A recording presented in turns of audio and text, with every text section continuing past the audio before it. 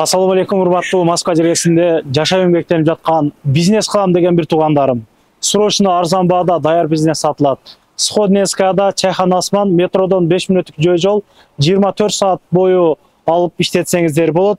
Клиентовый базасы менен баасынан айтып коеюн, 168 квадрат метр экен, мына минус 1де баасы 1.800.000. Сүйлөшөсүздөр, кеми бар. Ал жагыны сүйлөшүп жана кылып аласыздар. 168 квадрат метр, 164 000 аренда платасы, ушул айдыкы төлөнгөн, анан последний айдыкыдан төлөнгөн депозити бар демекчи. Азыр сиздерге чагылдырабыз, көмүктүк ручкаларындагы өздөрүдөн сурап алып берүүгө аракет кыламын. Көмүктүк ручкасы 60-70 миңге чейин бар экен, ошол 30 миңден баштап. Айына дагы канча түшөт, кандай коет, ошолор боюнча да маалымат беребиз. Бизден алыспай туруңуздар. Бул торговый центрдин жан баш жагы туугандар. Пятерочка, Перекрестик деген дүкөндөр бар ал жакта, парковкалары аябагандай кенен, айтылгандай эле 24 саат кирип чай ичкенге боло турган, ушундай чайхана кылсаңыздардан болот. Алды жагыда вывескасы бар, жан башыда бул жерде дагы бар, анан чайхан Осман деп мына вывескасы негизи жанып турат. Ылдыйга мындай эле түшкөндө Осман чайхана бул жерде жазылып турат, анан бул жагда ошол компьютерный игра, анан шия дагы бар экен бул жакта. Адам менен постоянно кирип чыгып турат экен да негизиле. Саламатсыздар, кандайсыздар? Саламатсыздар. Сиздер жакшы болуп атасыздарбы? Мына элдерге дагы кызык болуп атат. Ошо сен айткандай 30 миңден 70 миңге чейин урушка болсо эмнеге сатып атат деген ар бир адамда SMS-тан жазып койгондур же комментарийчи. Себеп эмне болду? Себеп кичинекей инибиз ооруп больницада в данный момент, ошого семейный кетип атабыз, жабып, жыйыштырып. Ошо себеби, башка себеби жок. Ошондой кыскасы. Мына киргенде эле документациялар турат. Документациясы негизи кандай? Документация полный официально, уголокто өзүбүз койгонбуз, полный. ИП менен иштешет, өздөрүнүн документи. Буну арендодательдер менен сүйлөштүрүп, полный жолуктуруп, өткөздүрүп беребиз. Өздөрүнүн бухгалтериясы жок болсо, бухгалтерия номерин таштап кетебиз, бухгалтерия бар. Жолугуп отурган адамдарга жолуктуруп, көрсөтүп, полный өткөзүп беребиз. Текшерүү жактары кандай? Текшерүү жактары айына 5 сом берип турасыздарбы же кандай? Бар, ал жагы бүт жакта эле болот, беребиз. Андагы жолуктуруп, сүйлөштүрүп коебуз.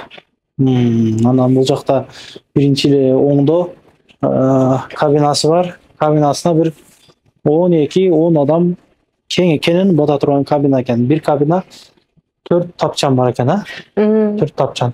Залга бир учурда мына залга тапчандарды кошпогондо бир канча адам отурат? Бир 16-20 да жетпеген адам отурат экен, залда. Тапчандар менен нормально болуп калат. Чоң тапчандарга көбүнчө заказдар түшөт, 1-2 тапчан бар. Иногда деле адамдар көп келип калышат бир келгенде. Бул жакта тапчан менен тиги жакта тапчанга отурушат. Жүрүңүздөр анда көргөзөйүн. Ички чоң зал мына ушундай туугандар. Бул жагында дагы тапчан деп айтып коебузбу, бир 12-13 адамга чейин бул жактан 15 адам батат. Отурса болот.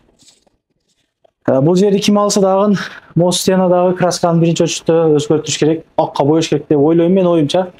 Картинкаларды, шырдак-мырдактарды илип дегендей дизайн кылып, мүмкүн болушунча көбүрөөк свет коюп же жакшыраак свет беретін лампочка коюп, бир жакшыраак люстралардан коюш керек, яркий кылыш керек. Мен ким алса дагычы сунушубуз. Анан могу стол стулдарын полный алмаштырыптыр. Мурдатан ошол постоянный клиенттери билет мына. Анан холодильниктери бар бул жакта. Суусундуктарды кандай өздөрү алып келип беришеби же кандай? Өздөрү деле алып келип беришет, номерлерин таштайбыз алардын дагы, иногда фудситиден дагы алабыз. Бул холодильниктер кандай ошондо? Калатпы?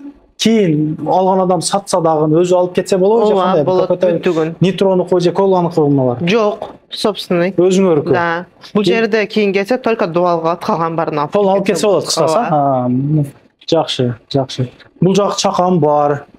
Туугандар, кол жуа турган жанагылары бар экен, холодильниктер мына, муну баардыгы калат. Бул жакта уборный бар, женский, мужской, ошол жактан дагы көргөзүп болго жүрүңүздөр. Кладовкасы бар экен. Кийин чечип анандай кылганга да болот да мындай. 1-2 квадрат метрдей бар бул жагы. Склад кылып, нерсе сакпаса да болот. Женский, мужской уборный бар. Бул жагы ашкана, кухня тарабы. Келиңиздер, бул жактан көргөзүп болуп.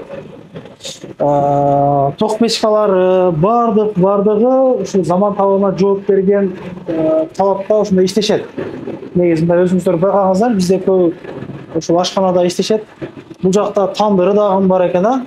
Заказной аштарды кылган очоктору, казандары менен бар, ошо плиталары, вытяжкалары бар туугандар. Бунун бардыгы иштейт. Холодильниктери бар, мына холодильник 4-5 холодильник бар окшойт, а?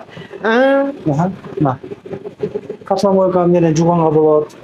Анан эң эле кызыктуусу бул мына Персоналдарга удобство бар.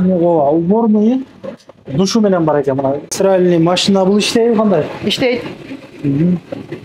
Иштеге холодильниги мон түбөмү холодильник болот. Ооба. Бул жагы складпы? Склад. Бул жакта ошол намаз окуйт экен. Бул жерде холодильниктери бар экен дагы. Бул жакта дагы морозильниги, холодильниги турат. Айына канча выручка бар ошондо? Мындай таза. 100 000 болот, иногда 200 000 ар айда ар кандай болот. Негизи сиздер жакшы иштетипсиздер да, негизи адам. Негизи биз жардамдашкан адам. Буга чейин билесиздер. Интервью бергенде апабыз берген. Жетишпей калгансыңар. Азыр алар ишке байланыштуу кетти. Жалгыз адамга жетиш кыйын экен бул жерде. Семейный адамдар иштесе аябай жакшы калат. Заказной аштар тынбай түшүп турат. Спонницкада негизи кыргыздар көп экен. Кыргыздар, не только кыргыздар кирет, өзбектер кирет, орустар кирет, тажиктер кирет, бүт улуттар кирет. Москвада эмне кимдер болсо.